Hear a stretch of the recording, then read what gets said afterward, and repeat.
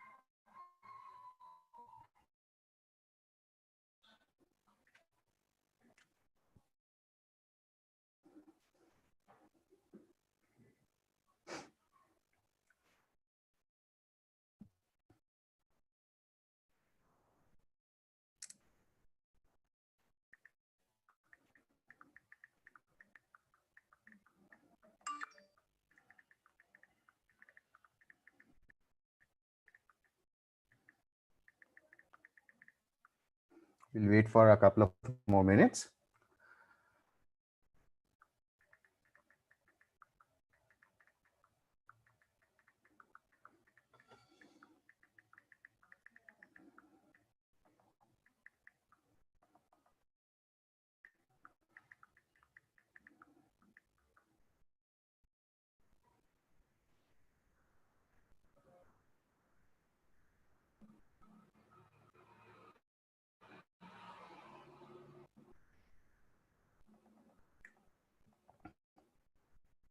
Shramik, I just wanted to ask, one of my friend registered, I think last minute.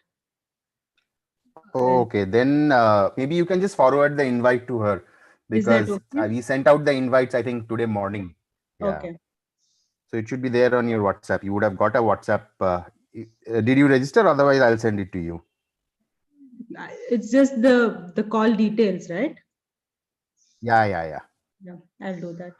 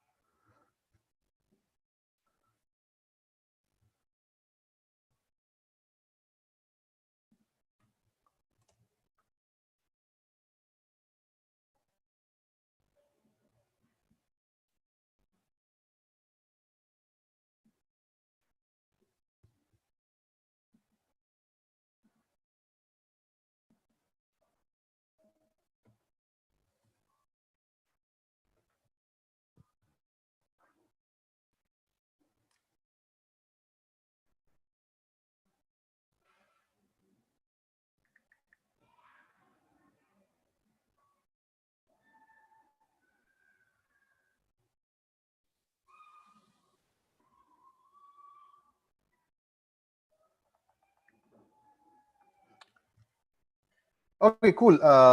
Shruti, I think let's get started and see how people join in, etc. I guess with Diwali stuff, I think many people might not be joining in, I guess, right? Because we had a bunch of more registrations, but not a problem. Let's get started. So thank you everybody for joining in, and this is quite awesome. And happy Diwali to everybody from all of us, right? And so Shruti is a self-trained herbalist, and I'll not take much time, and I'll just hand it over to her. And she runs a really nice Instagram channel as well, Forgotten Greens. So go and follow her there.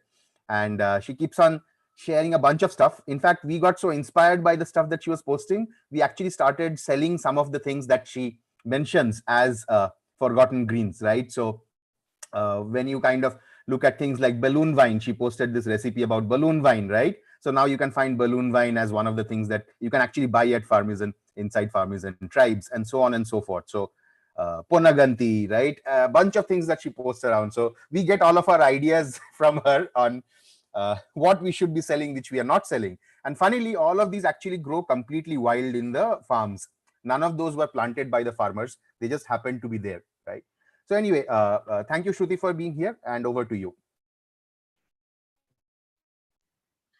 Thank you, Shamik. And I didn't know that you sell, wild greens. That's a good way to begin the talk. Hello, my name is Shruti. I'll be introducing myself a little bit more. I'll do a screen share of the presentation also. Is my screen visible? Yeah, it seems to be fine.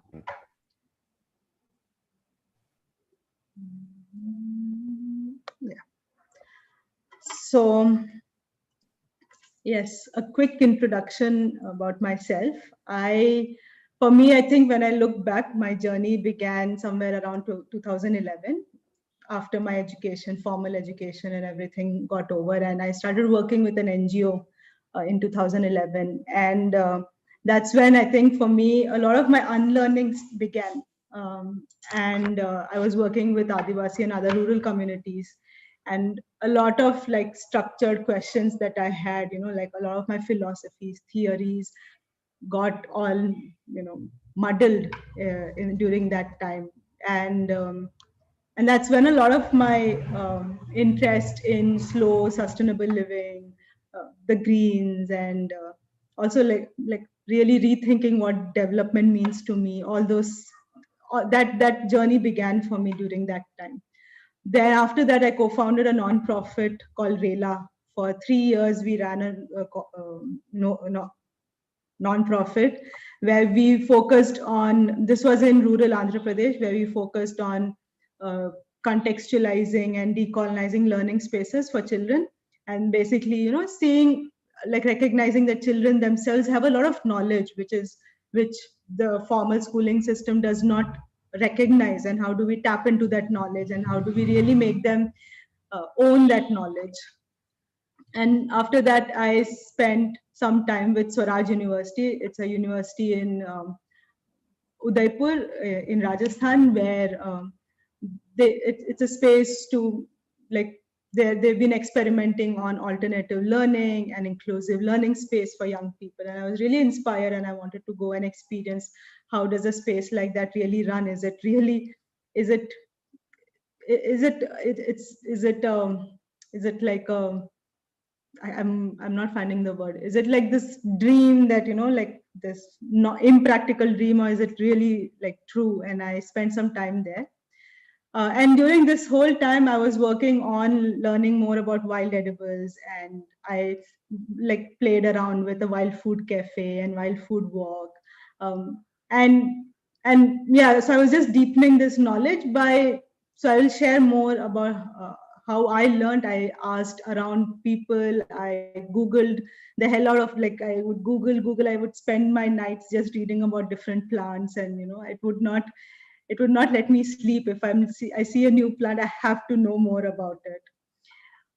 Apart from this, I facilitate a lot of spaces of interpersonal, personal, and systemic changes for individual. I strongly believe that change like larger social change has to happen from the individual, from them, within them. So I facilitate spaces for that. And officially, I've founded Forgotten Greens in 2018, when there was just like so much overflowing of this knowledge, and I wanted to do something. And for me, as I was learning, internet was the least reliable source of knowledge, because there's so much knowledge there. There's so much information. There's actually an overload of information on internet, but I didn't know if it was reliable, if I can really trust that information and eat the herb, or. So So I felt like I wanted to create a space where I can share about my own experiments, so people like me who are interested in knowing about the greens can can learn about it through the page. And that's how uh, that's how Forgotten Greens happened. And currently I live in Kozhikode in Kerala, where I'm running a space called Unlearning Ashram with my partner, where we're seeing if we can host young people who are wanting to explore different aspects of their life, where they want to like unlearn what's already been taught to them. So this is a not so quick introduction about myself. Before I move forward, I wanted to just take a moment, and there have been a lot of gurus and teachers for me in this journey, and without them, this wouldn't have been possible. And they've been very generous with sharing their knowledge and being very patient with all the questions that I have asked. And these are people I have lived with, I've worked with, random strangers, random vendors from whom I bought these greens and asked them, how do you cook it? Okay, is it poisonous? Is it this? Is it that? Where did you collect it from? So yeah, it's really important to recognize, because I feel the knowledge about wild edibles, wild plants is such a collective knowledge. It's the knowledge that a lot of our ancestors, even like our grandparents hold. Our parents maybe also be holding it. And it's collective knowledge. And it's important that we recognize that. Um, yeah, so just taking a moment for that. So Forgotten Greens, like I shared, it started as a social media offering. I just started a Facebook page one day because I was just so bubbling with all the information that I had, and I wanted to share it. And I wanted to also create a space where people like me can get information. And as I started sharing, I realized it's really important, because the knowledge about these greens is disappearing. You know, there is like, people know that there's a plant which works for toothache, there's a plant which will work for kidney stone, but they don't know which plant it is. They don't, when they have to really use it, when they have to access it, that there's a gap between that knowledge. And hence there's this, it's disappearing. And I felt like it's important that we revive that. You know, we need to really reclaim it. And then I also learned that, you know, this knowledge came from the past, like from a particular context, but we are living in the 21st century today. And how do we contextualize this knowledge to where we are living right now? And that means, how do we take the same knowledge and make different changes to it, to make sure that it fits into the social reality that we are living today. And um, and the last part, Forgotten Greens, for me has been a very important work, because it helps me personally to reconnect to the land that hosts me. And I have seen this when when I'm hosting program on Forgotten Greens for other people. I've heard them say, "Oh, I never knew, you know, there was so much growing around me. I was so focused on my own garden. I didn't know that the footpath had greens growing, and so it really connects the person, individual, to the land. It collects, yeah. And also, once we start learning about these plants, you'll know that a lot of these plants are just medicinal, and they have so many medicinal properties that if you start incorporating them in your life, you may not have to run to a doctor very often. And and and there's, for me, I see our food system, like the food system that we are part of, is very colonized. And when I say colonized, I'm not talking about the British colonization. I also feel there's a lot of colonization of the Western food system. You know um, there's a lot of North Indian, South Indian colonization that has happened. And in India especially, there's a lot of, the caste system and the hierarchy of the caste and religious, this. And so there's a lot of colonization of food that has happened, which completely homogenizes the food we eat. So it somewhere sidelines, these different greens, that, the seasonal greens and the seasonal fruits and the seasonal flowers. It pushes that away. this work I felt was important because we need to bring those back. We need to bring the seasonal food back. We need to bring the seasonal fruits and the tubers and the greens, everything back, um, because I think and that also connects to localizing our food. I think that is the need of the hour. We really need to localize our food because um, I think food, if I'm not wrong, is one of first or the second contributor to climate change because of so much goes into that. So yeah, so these are some of the driving forces for me to continue doing Forgotten Greens, to keep like working on it. It really excites me when I think of these aspects when I talk about Forgotten Greens. So, what are forgotten greens and forgotten wild edible greens? And these are something. So these are basically plants that are not cultivated. These are plants that just grow on their own. They have a life of their own. They have a mind of their own, and they are the most resilient plants that I have seen. I'll share more how, like, where do they grow and stuff, but these don't need manure, these don't need fertilizers, these don't need pesticides. They just grow, they just pop up. If you have a pot in your house, and if you don't put any seeds, and if you just keep watering it, you'll find these forgotten greens popping up on their own. And they're very strong. They're very strong because they're fighting for, in a small space, they're fighting for sunlight, they're fighting for nutrients. So when they grow, they're like really strong. And so these are basically the uncultivated plants that grow everywhere, like anywhere and everywhere that you see. These are the uncultivated plants that grow on their own. So some of the forgotten greens, these are some of the plants you may have seen growing either in your terrace garden or in the place where you're living. The first one is creeping wood sorrel. And the scientific name is Oxalis corniculata. These are really pretty tiny looking leaves with, heart shaped leaves. And a lot of times these are confused. People call it the clover leaf also. This is not clover, this is wood sorrel. And if you eat it, it's nice and tangy, it's sour and tangy. And oxalis it has high calcium content, vitamin B1, vitamin C. It also is high in iron content. But and but more than the nutritional part of it, these add like the zing to your, if you put it in your salad or omelette, nice, like it's a nice touch to the food that you put. These are small leaves, so it takes a lot of time to clean them. But yeah, I love taking the leaves out, and I love spending that time. So this is And more of just this is always raw. We don't cook this, is it? you can cook it, so you can add it to your dal. Yeah, you can cook it. You can add it to chutneys also. If you have enough quantity, you can add it to chutney. And so this is one of the alternatives to tamarind or tomato. You can add this to your diet, instead of tamarind or tomato. But you will have to have enough quantity to make the dish sour.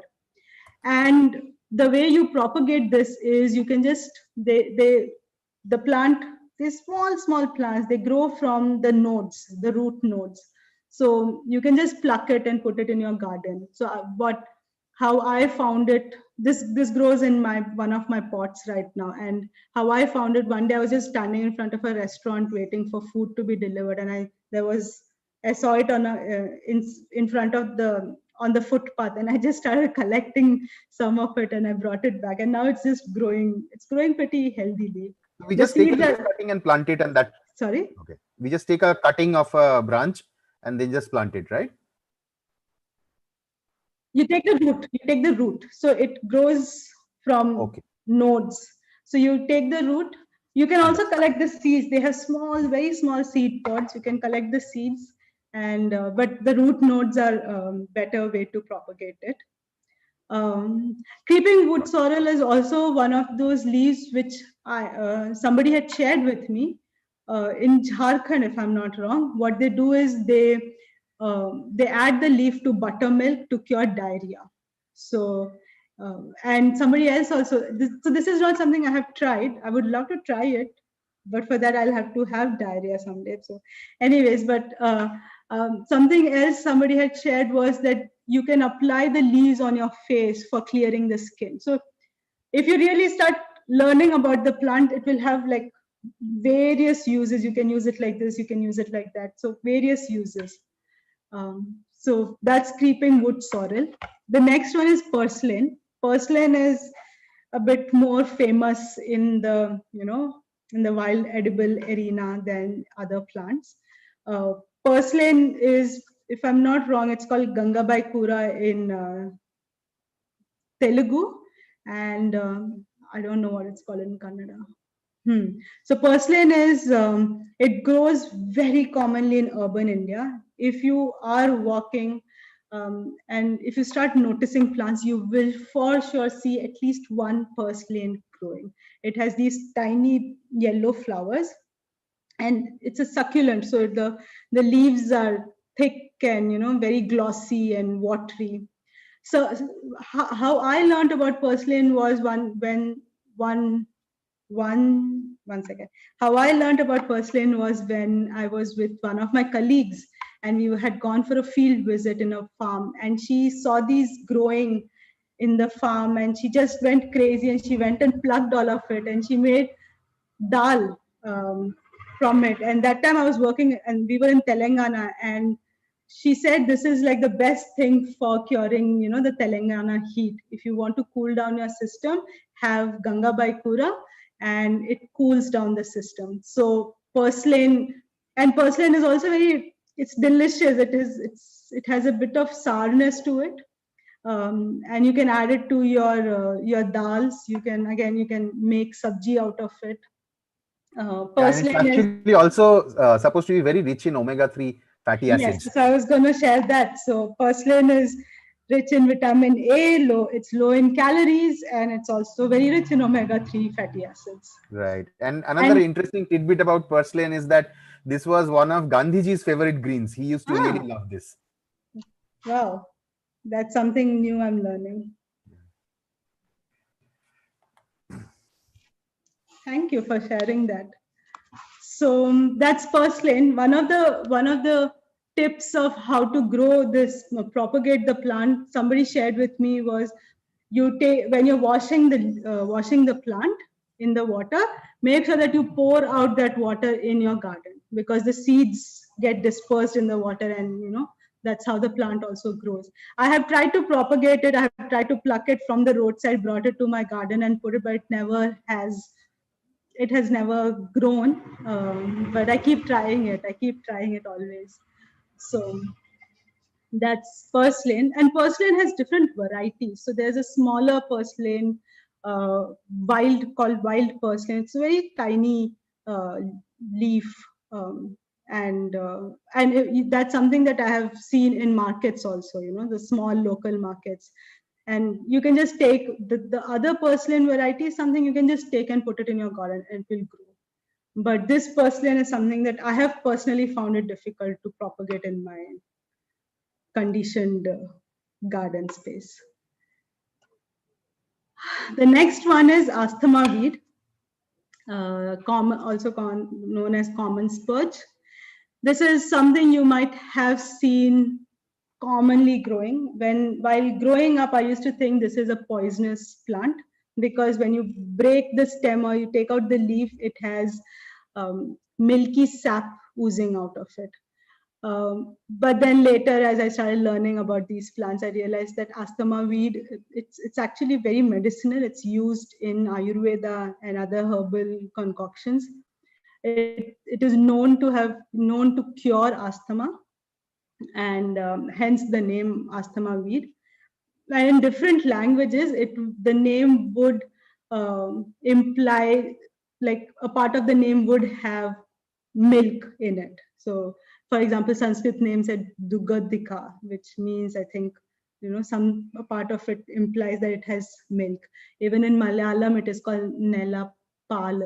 That means, flour milk. So, and I think in Marathi also it is called something similar. So the plant, it's very interesting. These plants, when we look at the local names, they talk a lot about how the plant, they have some story behind it. For example, this is the story that because it oozes milk out, the name of the plant implies like it would have milk in it.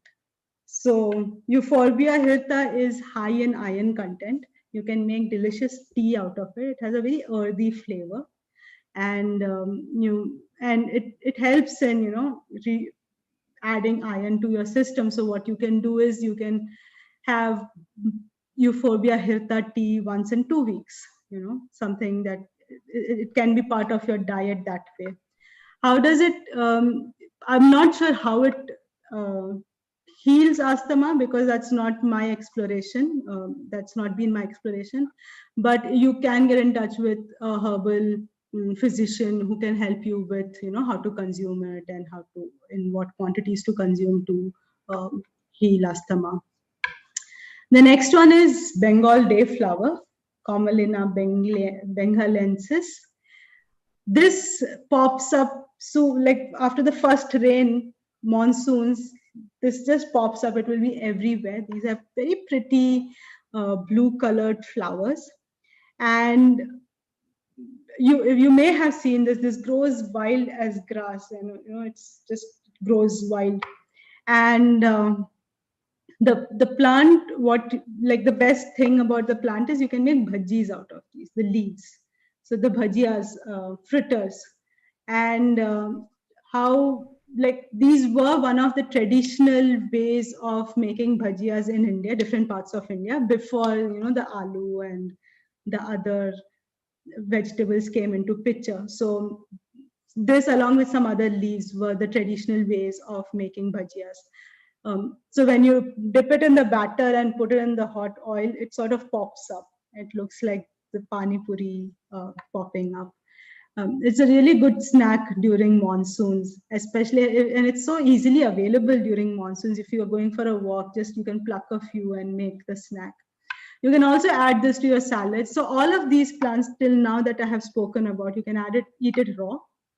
Uh, and I'll talk about quantities and all that later. So you can eat these raw. You can add these to whatever you're cooking. You can, like, I like to experiment. I love adding these to omelets and chilas, dosas. So yeah, these are some. So this is Bengal day flower. The next one is common Lucas. This is called Drona Pushpi in Sanskrit. It's called Tumbapu in Malayalam, Tumbai in Tamil, a highly medicinal plant. The flowers are known for curing sinus attack. So you can collect the flowers, like you need to have enough flowers, make oil out of it, and apply it to cure sinus. The leaves are really good for healing wounds and healing insect bites. I'm not sure about snake bites and scorpion bites, but I'm sure about insect bites. This is something that you can just apply to heal insect bites and also to heal wounds. Now, and also you can cook these. So I love adding these. These have a very, the leaves have a very, I can't really say the taste because it's difficult to describe that, but they have a very different flavor to it. And you can add like I love adding these to noodles and pastas. They give like that different flavor to your food. You can also make, I have been planning, but I've not found enough plants to do that. You can make pesto out of this. Instead of basil, you can add common Lucas and make pesto. Yeah, in Kerala, I am from Kerala, and I know this plant plays a very important role in our religious festivals. So this is known as one of Shiva's favorite plant. And also Kerala has the lore of Kerala is that the Kerala's king was sent to sent to hell by the gods, and he revisits every year during Onam to see, how his kingdom, how his people are. And one of the ways to invite him to the house, to each and everyone's house, is by keeping a banana leaf with a lot of, tumba flowers and tumba leaves, because that's one of the ways, to tell him that please come and see us, and we are flourishing, we are living with abundance in our life. So it also plays a lot of important role in the lore, local lore. The next one is crown flower, and I am sure you may have seen this at least once in your life if you have been living in India. This is, I remember this from childhood, because we would take that topmost crown part of the flower and put it on the, as bindi or as a nose pin. That's how I remember growing up. This plant it's medicinal, highly medicinal, but it is not something you can use as part of your daily diet. It's not edible. No, sorry, it's not palatable. And I will talk more about that in some time. So this is highly medicinal, and for me, I learned about this a few years ago when my mom shared about how she was having a lot of ankle and knee pain, and somebody locally told her to collect the leaves of the crown flower plant, and to there's a process she had to follow, like heat the leaves and then put it on her ankles and on the knees, and it cured her. It like she could get rid she could rid the it cured her pain, and this is and she has been using this on and off to make sure that the pain doesn't come back.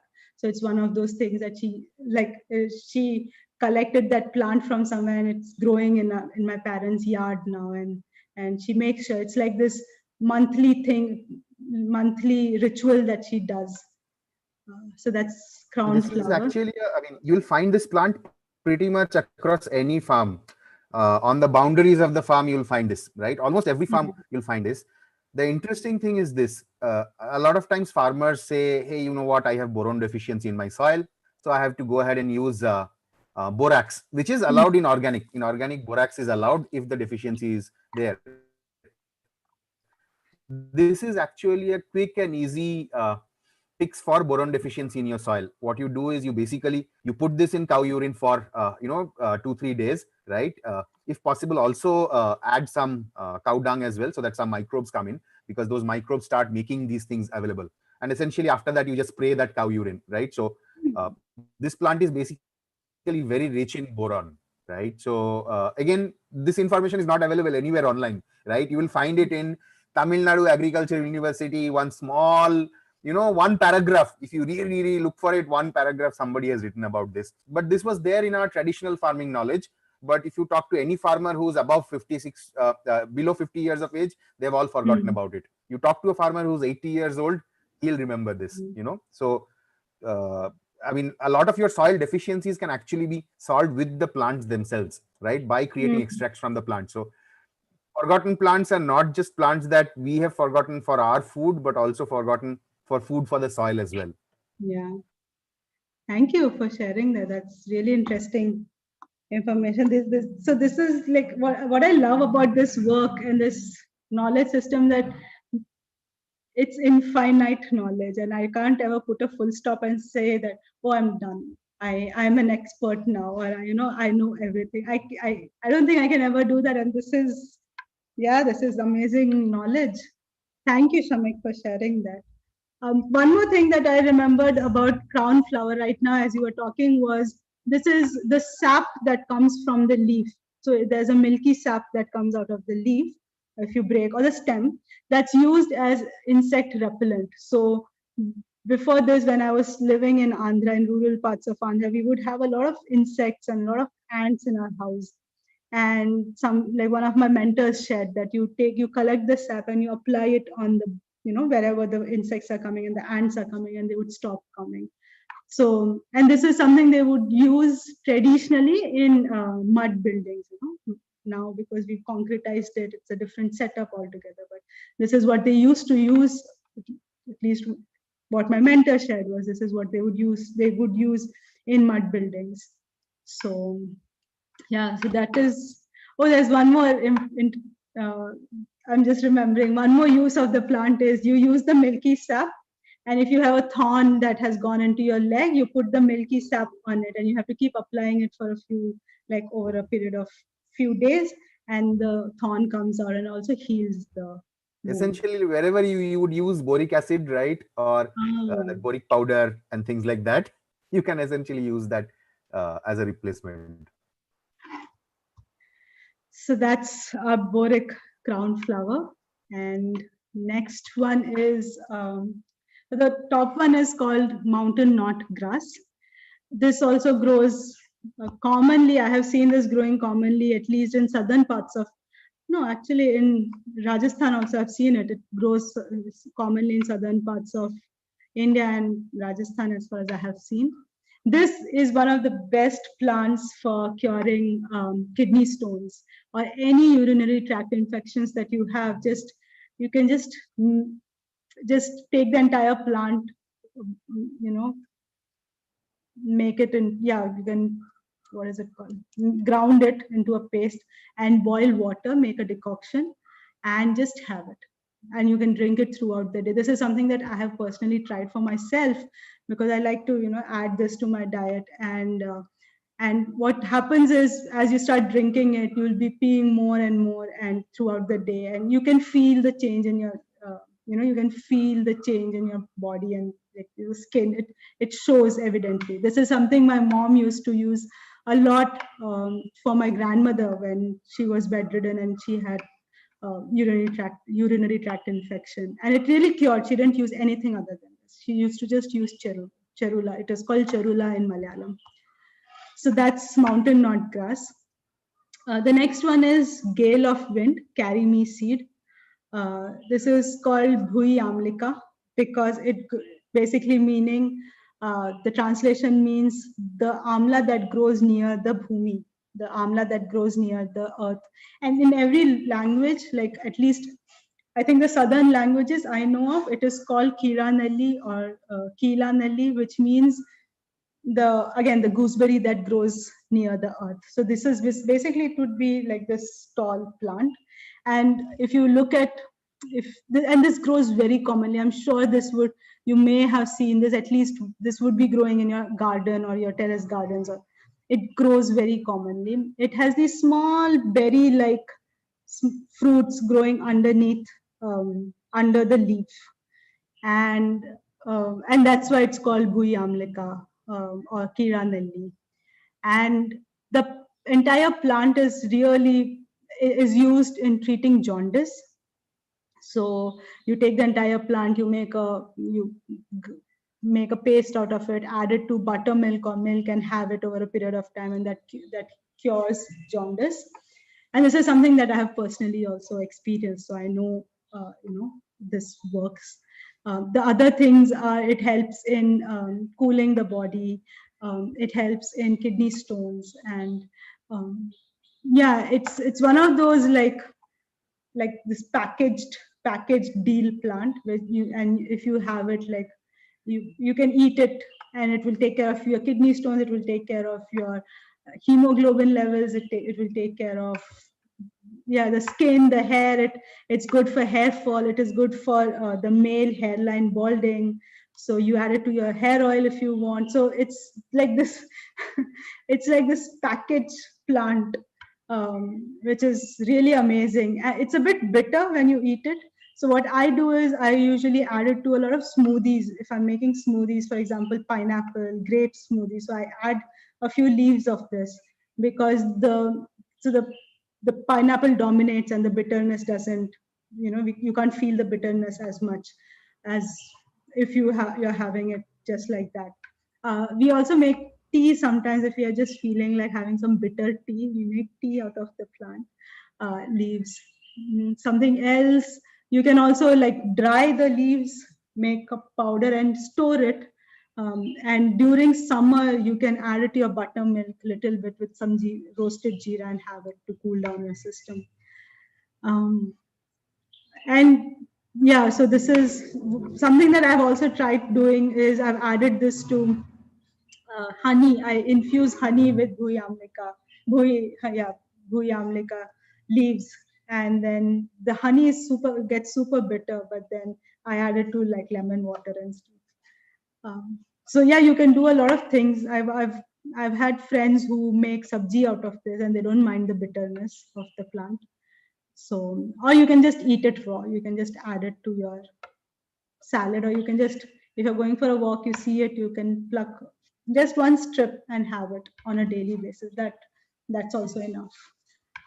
So I think I'm keeping in mind the time and the fact that we have uh, less time. This is just like just the tip of the iceberg. I could share, I think, 8 plants. I could share 6 plants. I'm not sure. If I keep talking about plants, then we won't be talking about how do we find it, how do we consume it, and all that. So, with a heavy heart, I'll be moving to the next slide, which does not talk about the plants. Maybe if we Oh, get sorry. time after. There's, Okay. there's one more slide. I'm so sorry. You were saying something, Shamir. Yeah, maybe if after finishing it and we don't have too many questions, then if you want, you can again go Yeah, back and sure. talk about more plants, because this is extremely interesting for me, at least. Yeah. So the next Because one I is, just sorry, I realized I forgot. actually have that Bhumi Amlaki in my garden. I was wondering what it was. It's actually there. Yeah, I'm sure. I'm sure it's one of those very common plants. Very common. Hmm. I forgot I had added one more slide. So this is the next one is what Shamik had mentioned, balloon wine, love in a puff. It's called love in a puff because the seed, so you can see this balloon kind of a thing in the photo. The seed inside has a heart on it. These are small seeds with hearts on it. I don't have it around with me. So, and that's how the scientific name also came, Cardiospermum halicacabum. So the cardiospermum is basically, the seed with the heart on it. And balloon wine is like this. I personally find it's one of my favorite, I think, forgotten greens because it is one of those, again, package, it has everything in it. It's really good in easing fatigue from your body. If you're having a lot of physical fatigue, if you have balloon wine as part of your soup, or you just, or as a part of anything, your diet, it takes away the fatigue from your body. The second thing that it helps in is it heals joint pains. And these are things that I have love in a puff growing in my garden. And whenever I have a physically exhausting day, I make sure that I make soup out of it, or I make rasam out of it and have that in the night.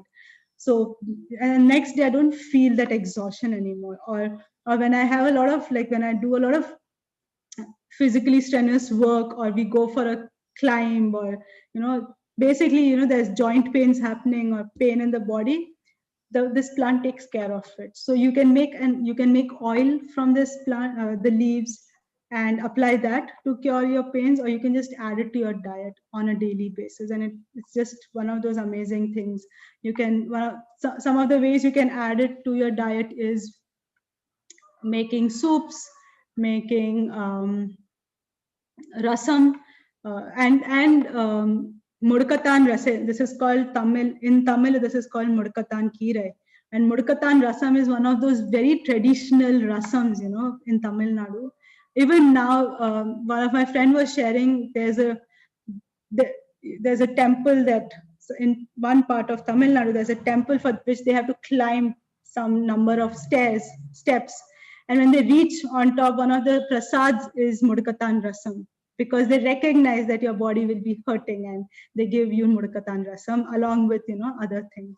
So, so yeah, mudkatan rasam is, and so I was sharing, you can add it to your rasam, you can add it to your soup, you can add it to your dosa batter. Something that I do is I make a paste out of the leaves plus ginger, some garlic, chili, some shallots, and add it to the dosa batter and just make the dosa. The dosas come out green, and I love that color. And you can also saute it and add it to, yeah, you can just add it to anything and everything. It has a slight bitter taste, which goes away if you saute it in oil, hot oil. So if you're okay with that bitter taste, you can have it that way. But it becomes a bit difficult for me to have sometimes. It's a bit dominating, the bitterness. So I usually tell people that, like, little bit till oil, sesame oil, and if you can just saute it for some time, that bitterness goes away, and then you can add it to your whatever your dish you're cooking. Another thing about balloon wine is it helps in curing dandruff and hair fall, and is one of the best natural shampoos that you can use. So if you have the leaves, you make it into a nice, a nice grind it into a nice paste and apply it to your hair. Leave it for some time. For my hair personally, I leave it for an hour, and then it cleanses your scalp and it cleanses your hair, and like you can feel the hair becomes nice and soft and fluffy. So this is one of the like natural shampoos that I use when it is growing in abundance in my place. So yeah, so that's balloon wine to whatever extent I can think of right now. There are many more properties that this plant has, but this is, I think I'll stop here. I'm remembering more, and I'm like, oh, I have to tell this. I have to tell this. So I think I'll stop. Ceylon spinach.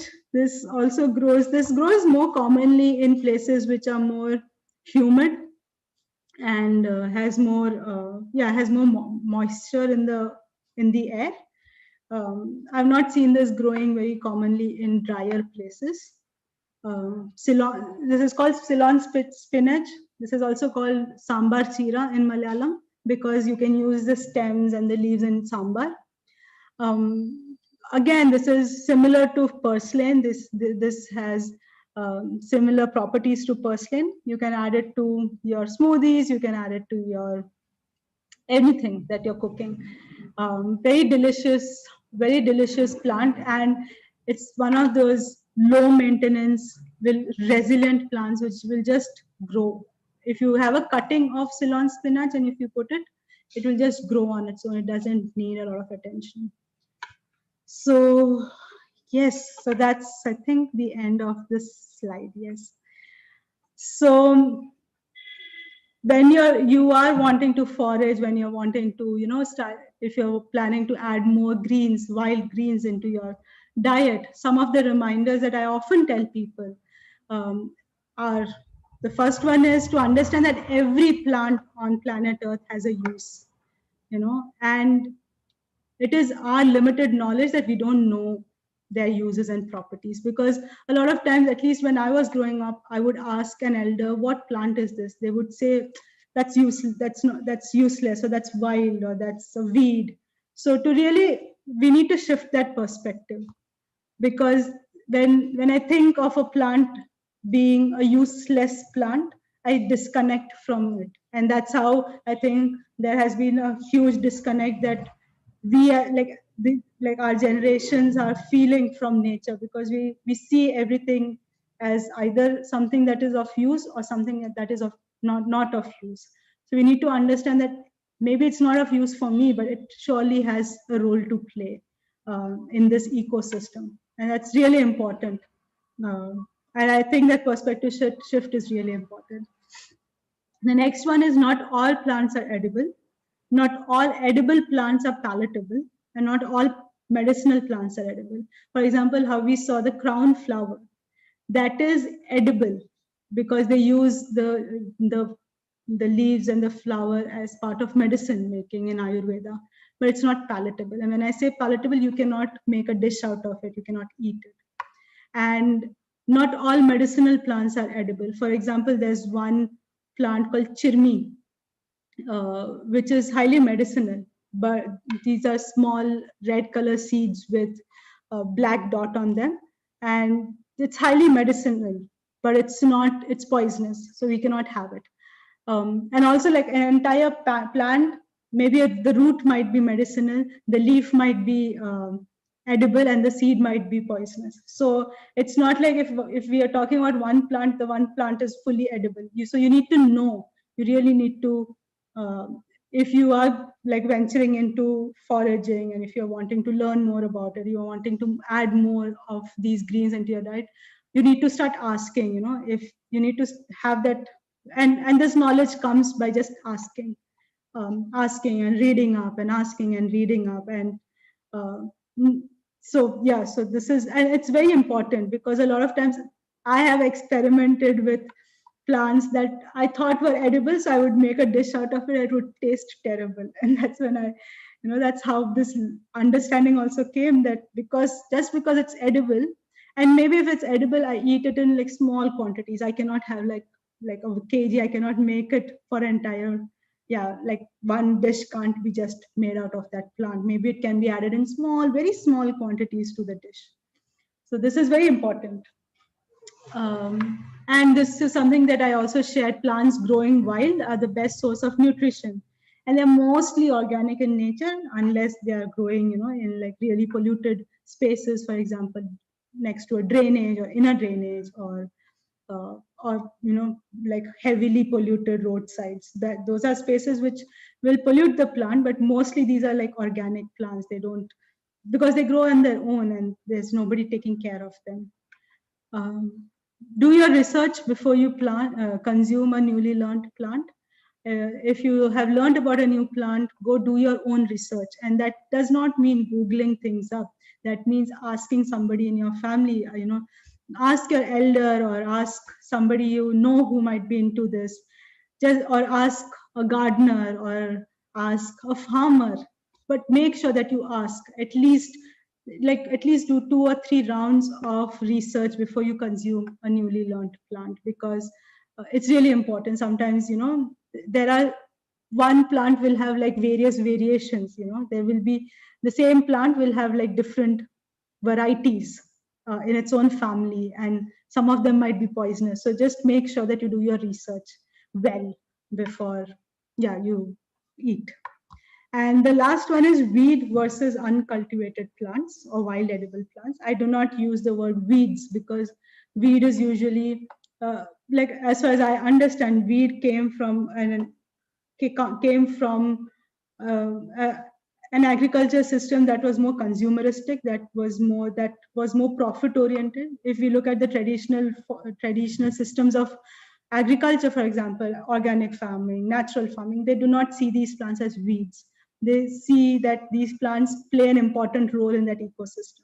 They might be removing those plants, but they do recognize that these plants play their own role in the ecosystem. For example, they help in breaking down the rocks, they help in fixing nitrogen, they help in a lot of other things that we are not aware of. So, and weeds also came, I think the word weeds also became more commonly used in our language with the mainstream agriculture. And when I say mainstream, I'm talking about a more profit oriented and non-organic agriculture. So I often invite people to not use the word weeds, but to use the word uncultivated plants and wild edible plants, to really recognize that they play a very important role, and they're an integral part of our ecosystem. So where do we find these plants? These plants grow everywhere where nobody's paying attention. You will find them in your terrace gardens, in your pots, garden spaces, in between concrete cracks, interlocking tiles, buildings. If there are cracks in the buildings, concrete buildings, you'll see one plant popping out of that crack, and I'm sure it is one of these edible weeds. And any empty plot, any piece of land that is left unnoticed. So many plots of land in urban spaces, especially in cities that I see, have these plants just growing in abundance. Footpaths, road dividers. Road dividers are one of my favorite places to notice these plants. The road dividers that are not maintained by the corporation will have these plants growing up, especially cropping up, especially during the monsoons. And any piece of earth that is untouched, any piece of earth that is just left, and for the wilderness to thrive, these plants will be there. And you don't need, like, a lot of times there's a myth that you have to go to the forest to find uncultivated plants. You have to go to the rural, you have to go to rural spaces to find uncultivated plants, which is not true. You just need like a small patch of land, and you will find at least two wild edibles growing there, or at least one. And yeah, and that too thriving, not just like growing and struggling. They would be thriving there. So, One um, of the things that we should probably do sometime after this whole COVID thing is done, right? We should probably organize some foraging walks, right? Where we walk through yes, the city in a group and try to actually identify these plants, in Indiranagar, in Koramangala, whatever, all of these sort of areas. That will be fun. yes, we should do that. That was a plan. Actually, I wanted, so this year, monsoon onwards, I wanted to do that. I wanted to like go and do it in different parts of at least South India. But then, yeah, life had different plans. Yes. So I often feel this is foraging, as an act is very important. And if you are foraging, you are somewhere trying to reclaim commons, because there's so much privatization that has happened of land. When you're going and foraging, for example, a lot of these plants grow near water bodies. So you're going and foraging. That means you're accessing a water body. And if you start cleaning up that place, as a community, if you come together and clean up a space and let the wilderness grow there, you'll have so much there growing, and you don't have to have like a lot of like garden space. You can just, so this is one of the ways to reclaim commons. And when I say commons, mainly water bodies, because the banks of these water bodies are where a lot of these plants will grow. Also utilizing unused private land for foraging. There's so many plots of land just left like that. Some of them are not even don't even have those um, fences, so you can just go and you can use that. I have friends in Chennai who go to these, they jump the wall and they go and collect these plants and cook. So utilize these private land to, and also like to access land. And something that I've also learned is when I stop accessing a plant, the density of that flora decreases, because we are not accessing it anymore, so it would decrease, it won't increase. So if there's a bhui amlika that's growing, maybe we have like 10 bhui amlikas growing, and if I'm not accessing it, slowly it starts decreasing over a period of time. It's not like immediate. And this is something that I've seen, like when I was working with Adivasi communities. The grass they used to use for, uh, this is an Adivasi community near near Hyderabad, called the Chenchu tribe. And they had shared how they used to access a grass for, roofing their huts. But slowly, because of concrete housing, they stopped accessing it. So now the grass still grows, but it's not enough, because they stopped cutting it. They stopped that regeneration process stopped. So what foraging does is, when we start foraging, we are yeah we are taking part of, or we are facilitating that regeneration of the ecosystem. And that's really important. Otherwise we start disconnecting, and we see just empty plots, and then we'll start concretizing it. The next thing I feel, unfortunately, I don't live in an urban space, but I often feel like this is a very exciting idea in my head, is that we need to do like community commons. For example, I have a terrace garden, and I leave like a few pots just wild. I don't grow any plant in it. And I see what comes up, and that is something, and maybe a group of people do that together, and this is like, it can be a new community common that people can, yeah, co-own. And that's something that really excites me. Maybe I'll try that out someday. Yeah. Also, foraging is really important because it has helped me personally to understand that I'm not the only one that's living um, on planet Earth, and there are a lot of other beings. And a lot of these other beings also access these plants, they also access these flowers, they also access these fruits. So whenever I am foraging, make sure that, or whenever you are foraging, make sure that you do not take everything for yourself, but leave enough for the others to come and access, the for the birds to come and, yeah, for the birds and the bees and the animals, and also all those microorganisms that I cannot see. They're all thriving on this ecosystem. So to make sure that I don't, yeah, I don't take all of it. And I think the last point, I can't see it because of this window. The last is, this has really helped me, at least personally, um, to live a very slow and sustainable life. When I start foraging, I start paying attention to my ecosystem. I'm more connected to my land. So tomorrow, if somebody comes and tells me that they are going to take away this land, I'll feel more. I would not want to give that up because there's so much that's coming. So it has really helped me in living a very slow and sustainable life. And yeah, I think foraging is a political act and also a natural act, because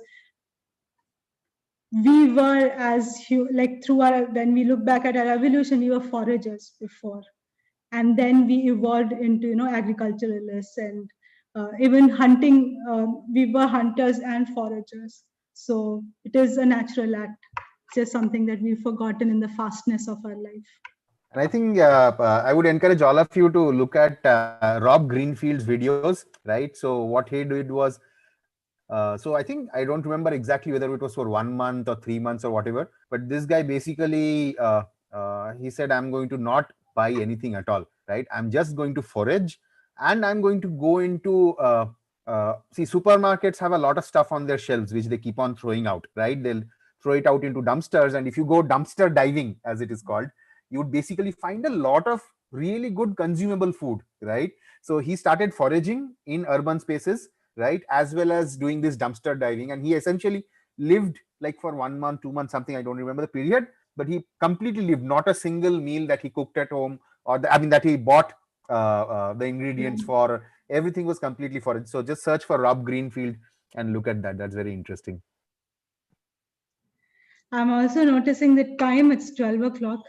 Yeah, I thought I'll finish this in 40 minutes, but I was wrong. So just an invitation. I often tell people, when you're into foraging, experiment and reinvent and try different things. And you don't have to stick to the traditional recipes. You don't have to stick to the tradition. And that's what I mean by contextualizing, where our reality, because we have moved from that. We are in the 21st century. Still hold on to the traditional recipes, but innovate, experiment. How can you make it more interesting for your kids to eat? How can you make it more interesting for, yeah, somebody who's not interested in eating chawal and sabji? Right. So what are these pictures? What is that thing with flowers on the left hand side, top left?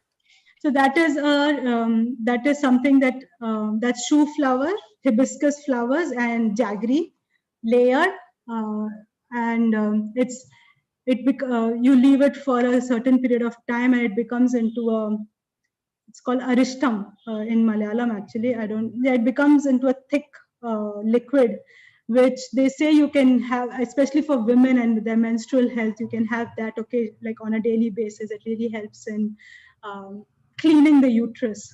So that is something. It's a very easy recipe. It's like you just have to follow a particular proportion and this. Then these are just like tikkis, harabara kebabs using wild greens. That's idlis using the purple flower. Murkatan rasam, hirta tea, and then I don't know. This is called puttu, the extreme left side dish. It's called puttu. So puttu with different colors in it. And the middle one is turmeric. That's something that I've made from wild turmeric leaf. So yeah, ada. So in terms of flowers, I mean, we talked mostly about edible greens, but what are the like the topmost edible flowers which are easily found? Does something come to mind? So Shangapushpi, the one that you see, the blue flowers, is something that I love talking about, because it is edible, and it is another of those flowers which takes care of so many things. It's good for uh, yeah, it's good for anxiety, it's good for stress, it's good for menstrual health, it's good for hair, it's good for skin. Another one is hibiscus flowers, really good. Like hibiscus flowers is hibiscus tea and all is like one of those. Like I never, So hibiscus probably everybody has in our gardens, right? We yes. all have hibiscus.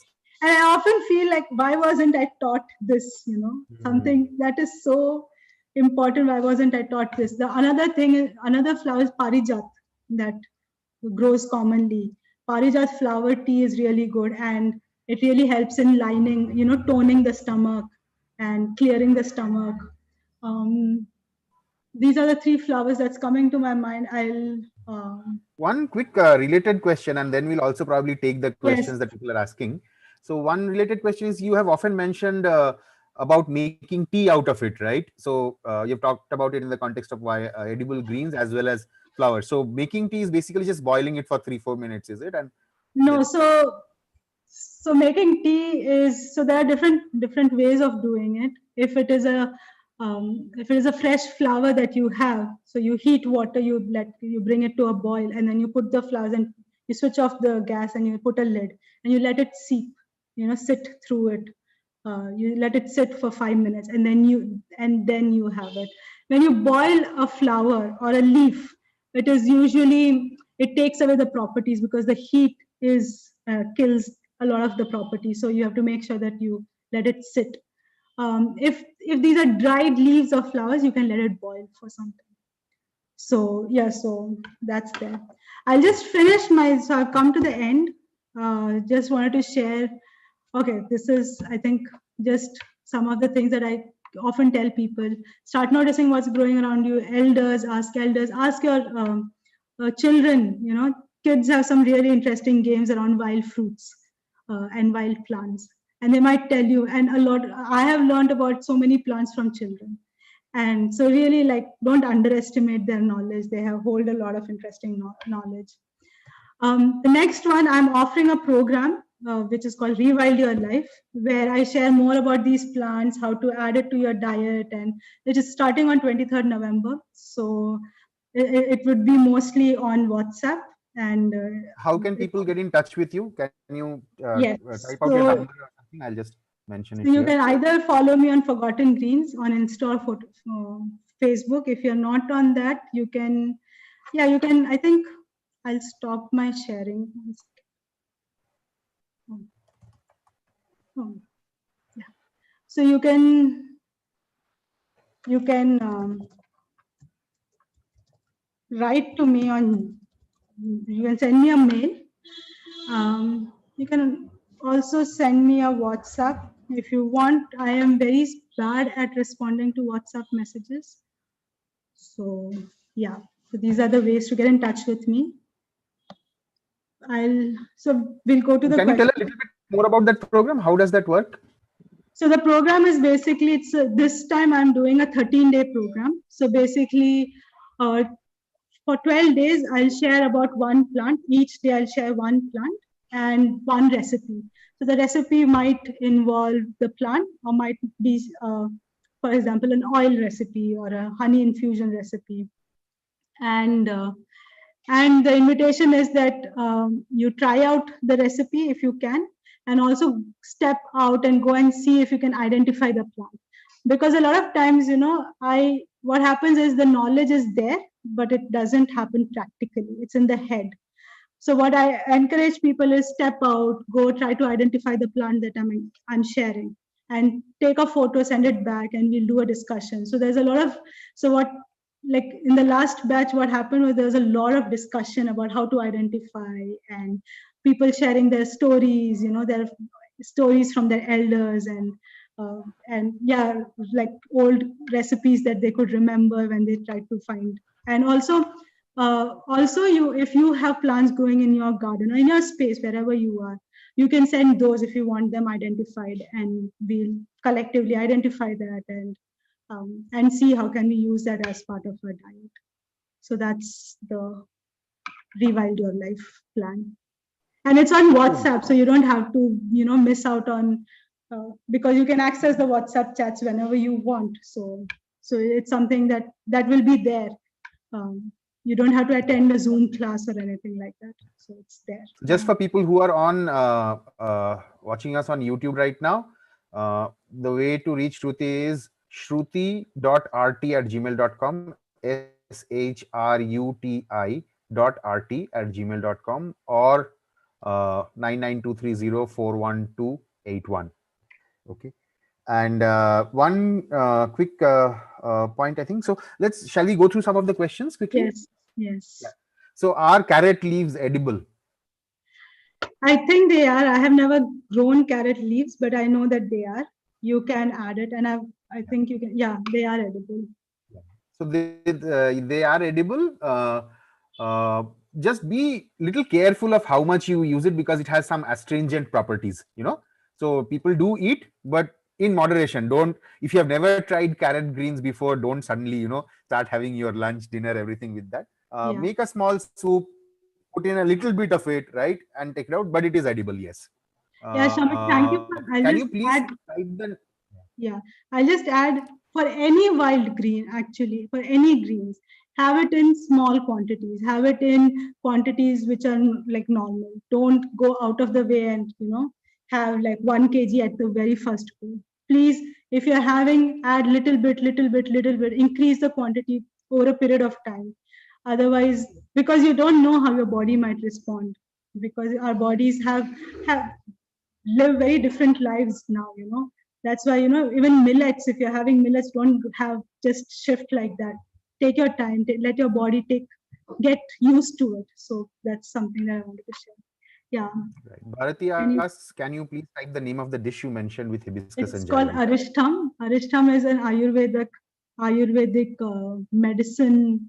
It's a liquid medicine that usually Ayurveda uses. You can make arishtams at home also, but it has a particular ratio which you should follow, and number of days and stuff. So if you are wanting to make it, just make sure that you follow. Right. Sonal is asking, does cooking the greens reduce its nutritional value? Is it better to consume them raw? Yes. So yes, it does reduce the nutritional value, but you cannot have it raw always. It's sometimes difficult, at least for me personally. So what I usually do is I add the leaves at the very. If I'm making dal and all, I add it in the end. So and then switch off the gas. So the greens, the leaves cook in that heat of the dish. So and I think that's the best way to do it. So yeah. Cool. Let's wait for maybe 30 seconds in case if there are any other questions. I just wanted to, so I think I made some observations, which I think are most of it is covered already. So I was basically worried about, hey, how do we be careful? Because sometimes these leaves that we see, like the leaves that you showed in the picture, they can also look very similar to other things, right? And it's extremely crucial that you identify the right one, right? For example, there are leaves which look like porcelain as well, Yeah. right? So just something to be, I think, careful of when you start off. I guess, consult with somebody who has some experience in that, right? And then I mean, your grandmom will know, but others might not know. But just go slow, try it out carefully, right? I think that's important. Yes. And as Shruti was mentioning, if you're going to start eating it, eat it little bit first and then gradually increase that, right? And yeah, one more thing, I think somewhere you mentioned about making oil out of something, right? Yes. Yes. So what is the usual process, basic process for So that? how usually how I make oil or whatever I have learned is, and this is something that I've learned from my mother, who has learned from her father, who was an Ayurveda Vaidya then, is you take a base oil, and the base oil can be sesame or whatever is commonly found in your area, sesame or till oil. And you put the ingredients, so you heat the oil and then you add the ingredients and then you let it cook for some time. And there's you have to wait till there's a particular time when you need to really be like paying attention, and when you'll start hearing a sound like a rustling of leaves, and that's when you'll know that the oil is done, and you switch it off and then you strain it and then you have that. So this is even I think the what you were mentioning was the tumbai plant, the common lucas, and I had said you can make oil from the flowers. So you heat the oil. Base oil can be coconut or um, yeah, sesame, and then you add the flowers. When the oil is hot, you add the flowers. Now the flowers are really like they're small, so you may have to just heat it for like 5 minutes and then switch it off. Depending on the quantity, you may have to keep it for 5 to 10 minutes and switch it off, and it will fry. And the another way to do it is you can make a paste of the ingredients, so the it's easier for the oil to absorb the yeah ingredients. I think edible flowers is actually another brand new chapter altogether in the book that I'm sure you will write someday, right? About this. But edible flowers is very interesting. For example, I think chamomile, right? That's Yes. chamomile tea is pretty awesome. I mean, it's extremely good for sleep and getting rid of any anxiety and stuff like that. So I think nowadays a lot of chefs are also getting very interested in edible flowers for both plating because it makes things look beautiful, right? Mm. It's something that a lot of five-star hotels are nowadays adopting, this whole Oh, edible flower stuff, yeah. right? So I think that's interesting. If there are no further questions, I think it's already 12:15. So thank you so much, Shruti. This is awesome. This was very, very useful, and I think extremely engaging as well. I was just hoping that that section, initial section on all of the plants, that kept on going on and on, right? I was like, okay, what next? Oh, and then it's like, okay, we have to move to other topics as well. So very interesting. We'll all follow your Instagram handle as well, and if there are any resources, links, etc., that we should refer to, please let us know as well. Yeah. Okay. Is it okay if I Thank you can so share? much, Shruti. Take care. Yeah, yeah. Thank you. Thank you for giving me this opportunity. It means a lot. Thank you. Thank you, guys. Everybody, happy Diwali again. Have Yeah. fun. Happy Bye. Diwali. Yeah. We'll do that, Raghav. Okay, bye. Bye, Bharati. Bye, Rohini. Bye, Sweta, everybody.